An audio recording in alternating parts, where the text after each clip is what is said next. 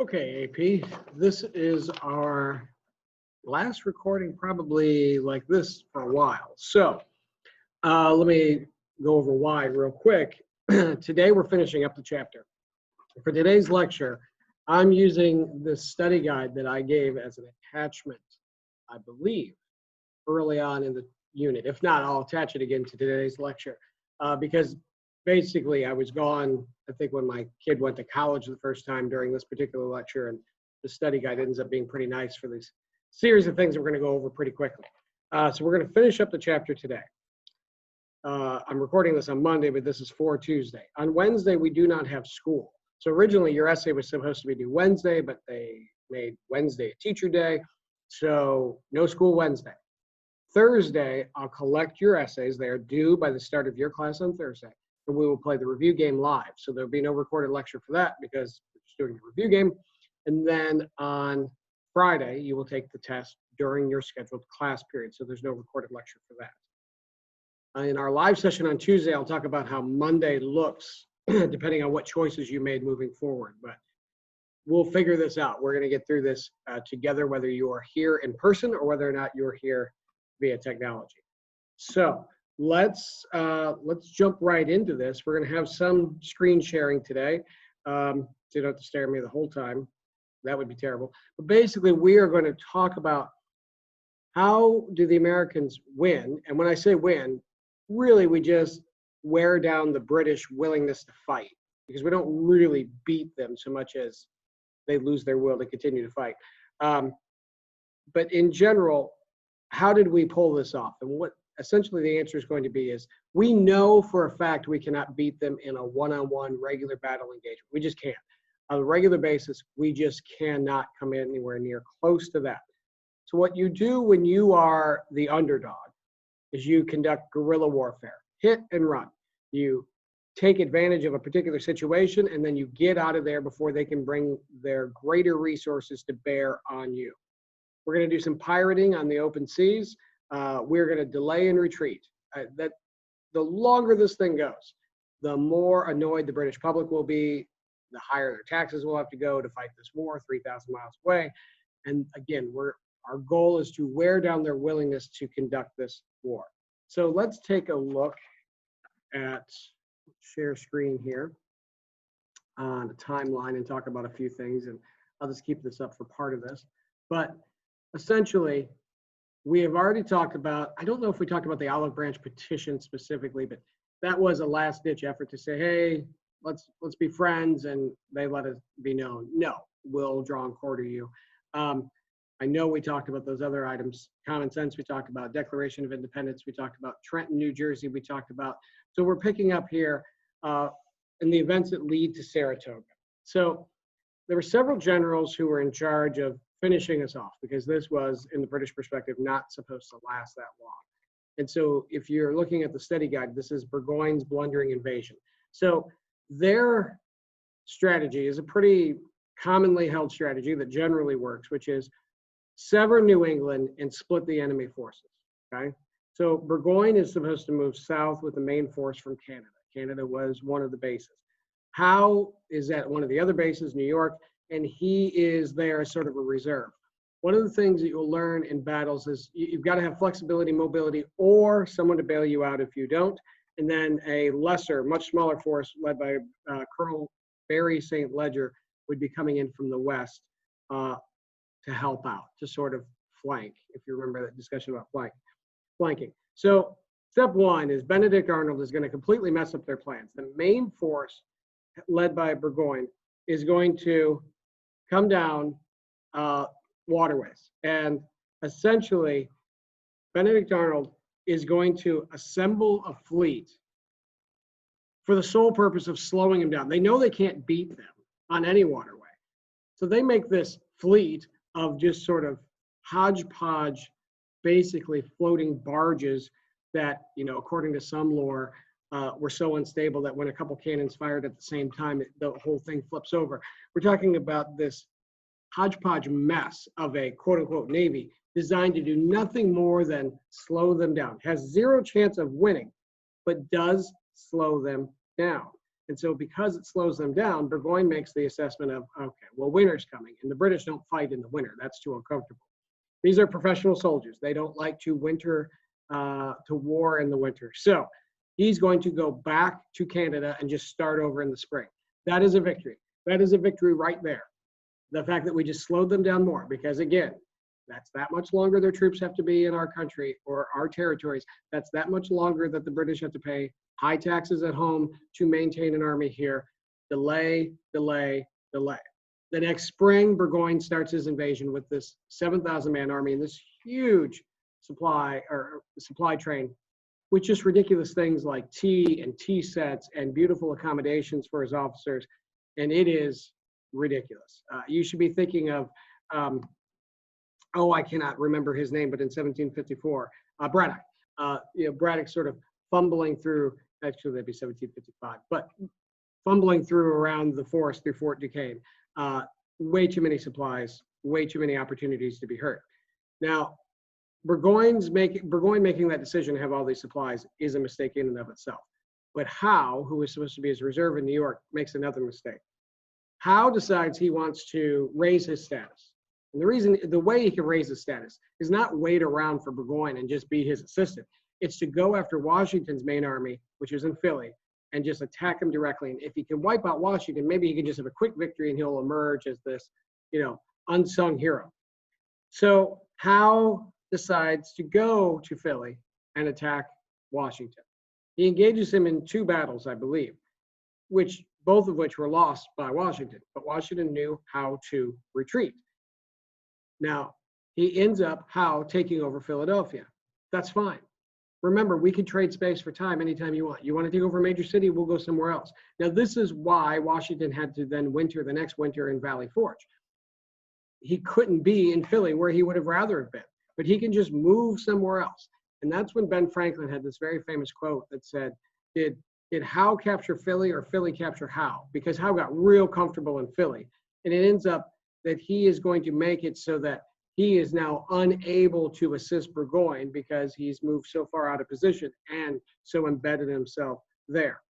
And so Burgoyne starts to slowly move further and further south, and we are using guerrilla tactics to attack his flanks, not unlike Braddock in 55. We are just nipping away at the ends. Now, our main force then attacks Barry St. Ledger's smaller force. That's what you do when you're outnumbered. You say, oh, you have a smaller force over here? We'll take our biggest force and attack them. We defeat Barry St. Ledger's smaller force. Now, you've got Howe in Philadelphia out of position to help Burgoyne. And Burgoyne kind of gets to the point where he's unable to maneuver, and he has to have a defensive position of this very long, protracted line. And it extends for months and months and months. But by October, we have this final showdown at Saratoga, and Burgoyne is defeated. Now, this is one battle, and it really took us a year to set this up. A year to set it up by slowing him down, by forcing him to winter, to restarting in the spring, and then all spring and summer to kind of just attack and nip at his flanks, and then finally have, after we've weakened them and he can't get resupplied, attack in October of 1777 to have this victory. Again, I said in this timeline, wherever there's a gap, assume we're getting beat. We are getting beat left and right. But we have this major victory that took us a year to set up. But that major victory showed the world something. It essentially said, we could win. We're a long shot, but we could win. And on that basis, other nations start to openly help us. There's something in history called a counterfactual, and that is a what if, basically.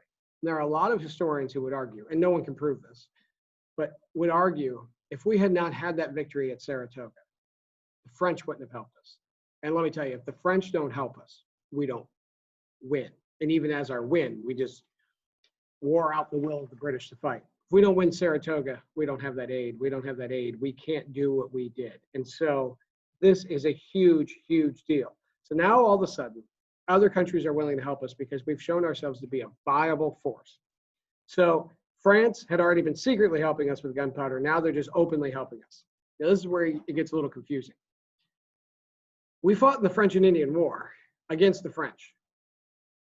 The French don't like the British or us because essentially, as far as the French are concerned, we are British. We're just British who are rebelling.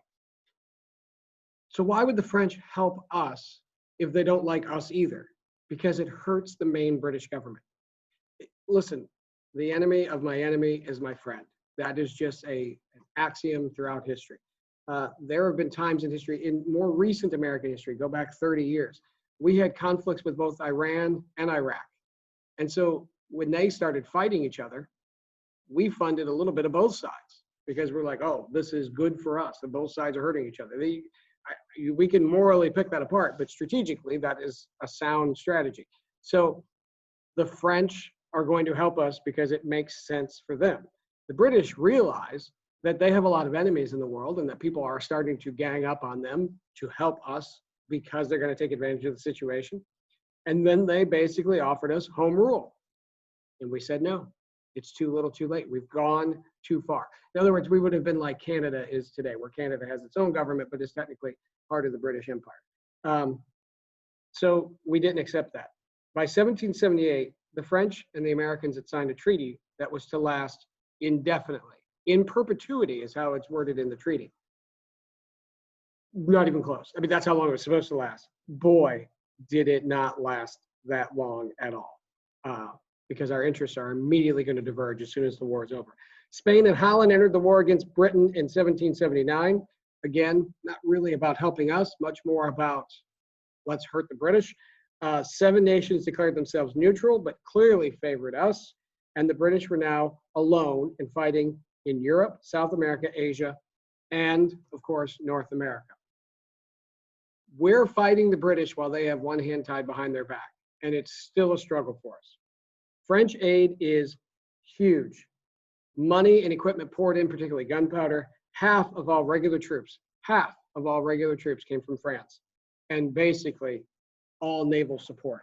There's 2 quotes that Bailey has about this that I absolutely love.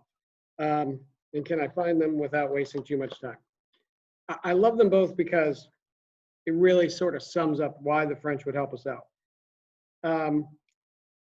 Why would we accept French aid? When one's house is on fire, one does not inquire too closely into the background of those who help put it out. That's fair. That sounds pretty fair.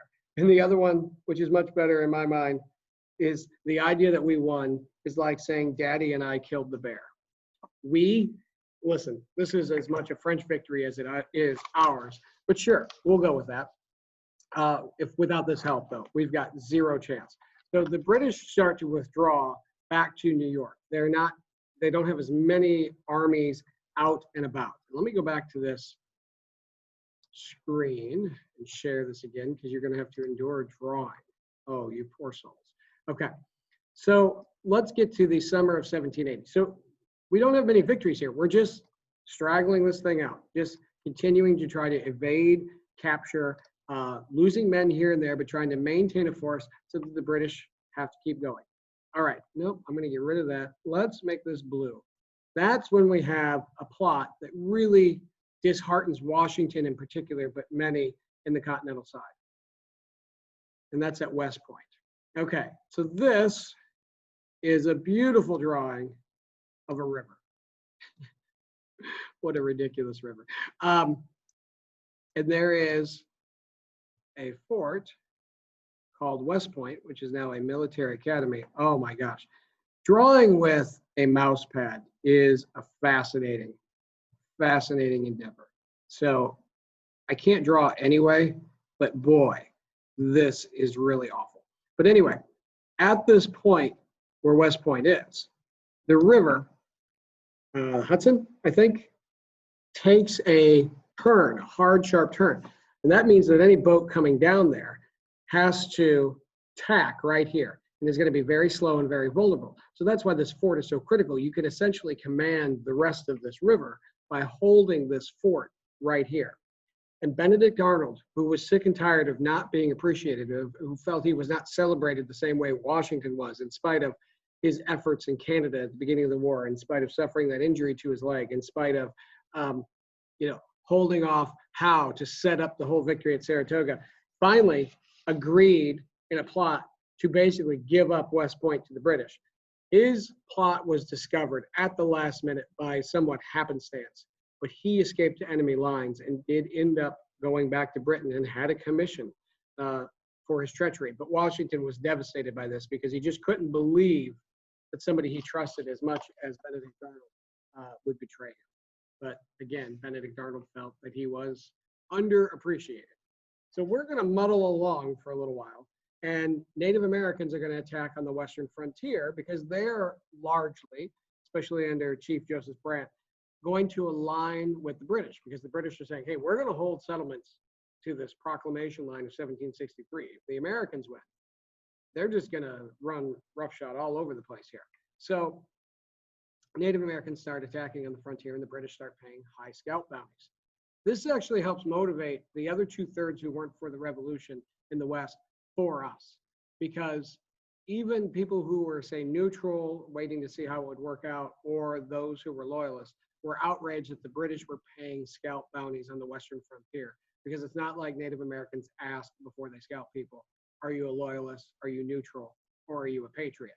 And so we really mobilized a lot better on the western frontier against Native Americans. And by 1784, we actually have the Treaty of Fort Stanwix, our first treaty as a nation with Native Americans, where clearly we do what we always do, which is take land and move them west. Now, you know that we've taken land and moved people west before, but this is the first one done as the United States as opposed to an English colony. Brief talk about, side expeditions like George Rogers Clark and just 175 men taking several posts all along the Ohio River. John Paul Jones, the founder of the American Navy, essentially operating as a pirate because what choice does he have? He cannot try to engage the largest navy in the world. And he's attacking merchant ships. And so the loss of British cargo is huge. Merchants in Great Britain are like, this war's got to end. It's terrible for trade. Taxes are going up. This is all part of wearing them down. And that leads us to this last real milestone moment, and that is the Battle of Yorktown. Now, Yorktown is an interesting development. By this point, Cornwallis has the main army. It's the British general Cornwallis. And he's getting himself in trouble. He's kind of backed up against this place called Yorktown. And as forces have kind of pinned him in, he's lacking mobility. And it's a strategy thing, but essentially we talked a little bit about flanking. You have to have mobility on the battlefield to maintain an effective army. And he is backed against the sea, which for the British is hardly ever a problem, because essentially the Navy the British has allows them to have mobility even backed up against the sea because they can get on all of these wonderful ships that they have. But at this exact moment in time, the French Navy had really committed and happened to commit in the same area that Washington had committed his most men. So Cornwallis gets trapped between Washington's main force and the sea and is really cornered at Yorktown. To put this into perspective, it's estimated that the French had control of any significant region of the coast for a total of 3 weeks of the entire American Revolutionary War. 10 of those days was during this conflict. It could not have worked out better. And so Cornwallis tries to make a final stand here. Now, it's not a final stand. The war goes on beyond this battle, but this is the one that's going to signify an end, be a symbolic end to this war. And Cornwallis is going to be forced to surrender.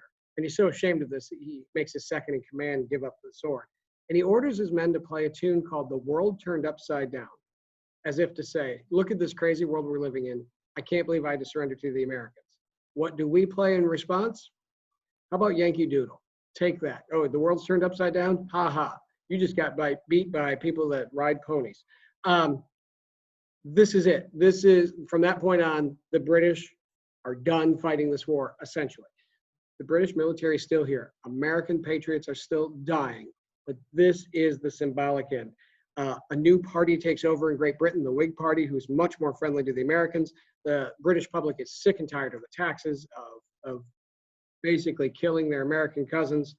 And Ben Franklin, John Adams, and John Jay, all luminaries of the American colonial experience, are sent to negotiate. And they are brilliant in their negotiations, because not only are we going to secure everything we want from the British, at least short term, the French instruct us, because remember, we have an alliance in perpetuity, to not make any peace negotiations with the British final peace settlement without their final approval.